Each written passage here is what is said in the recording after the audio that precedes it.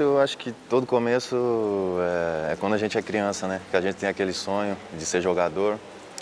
E lá na minha cidade, em Santa Catarina, cidade de Forquilhinha, a partir dos meus 10 anos, eu comecei a treinar futsal e futebol de campo.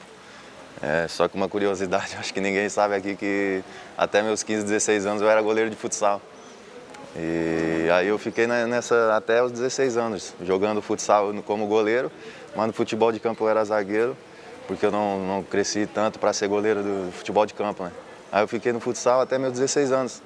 Aí depois dos 16 anos eu tive um convite do Criciúma para jogar como zagueiro no Sub-17 e aí eu aceitei e fui para lá. Aí deixei o futsal como goleiro, passei a ser zagueiro no futebol de campo. Não sinto saudade de ser goleiro, até porque goleiro é uma posição que treina bastante também, né? Eu acho que no futebol todo mundo treina bastante, mas a profissão de goleiro acho que é uma das que mais treina, mais trabalha e só joga um também, então a concorrência é maior, não sinto saudade não. Goleiro geralmente é uma pancada. Eu esse ano também tive 2 cortes aqui no supercílio, até comentei com vocês que eu tomei uma pancada, uma bolada no ouvido uma vez.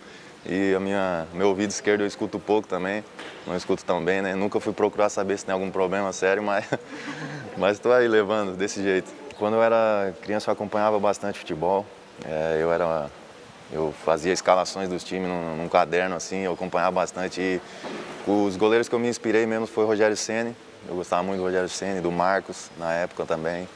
O Felipe até eu acompanhei bastante também quando ele jogava no Corinthians. E hoje eu tenho o privilégio de trabalhar com ele também. Então teve esses 3 aí que eu coloco assim que eu mais assistia, né? Que eu assistia na TV. E na posição de zagueiro eu gostava muito dos zagueiros da seleção brasileira, né? Lúcio, Juan, zagueiros que eram referência assim na época. Gostava também do Lugano, zagueiro uruguaio, que demonstrava muita vontade também. Então teve essas referências para mim aí nas 2 posições. Eu tenho para mim assim que antes de eu ser jogador eu virei cristão, eu me converti, eu virei evangélico. E eu tenho um chamado grande assim, né, para esse evangelismo, para essa parte de ser um pregador, alguém que leve a palavra de Deus. Eu acho que eu estaria nesse ramo, no ramo mais da igreja do que do trabalho, né? É claro que trabalharia também alguma coisa, mas não faço ideia o que, mas eu estaria mesmo encabeçado nas coisas da igreja. Como eu falei, acompanhava muito futebol, então eu sabia que aqui na Paraíba o Botafogo era o maior clube que tinha, né? O clube com mais referência. Eu passei a acompanhar mais quando eu vim jogar no Ferroviário, ano passado, aqui no Nordeste também, que eu pude enfrentar o Botafogo. Eu vi que era um time também muito bom, tinha companheiros meus que estavam comigo lá, que falavam muito bem do Botafogo. Então eu conhecia já mais ou menos o Botafogo como era. Eu saio pouco, né? Eu procuro ficar mais lendo, eu procuro ir na igreja bastante também.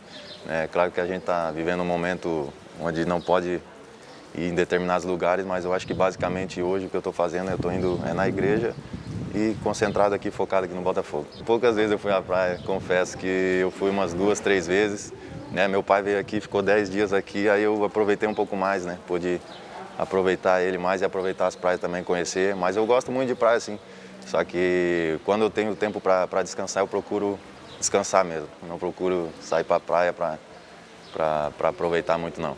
Eu acho que assim, o que eu mais me identifico, né, que é o meu parceiro mesmo, é o Tsunami. A gente concentra junto tudo, a gente pensa mais ou menos, a gente tem os mesmos pensamentos, as mesmas ideias, então as nossas histórias também são meio parecidas. Então eu me identifiquei muito com o Tsunami aqui.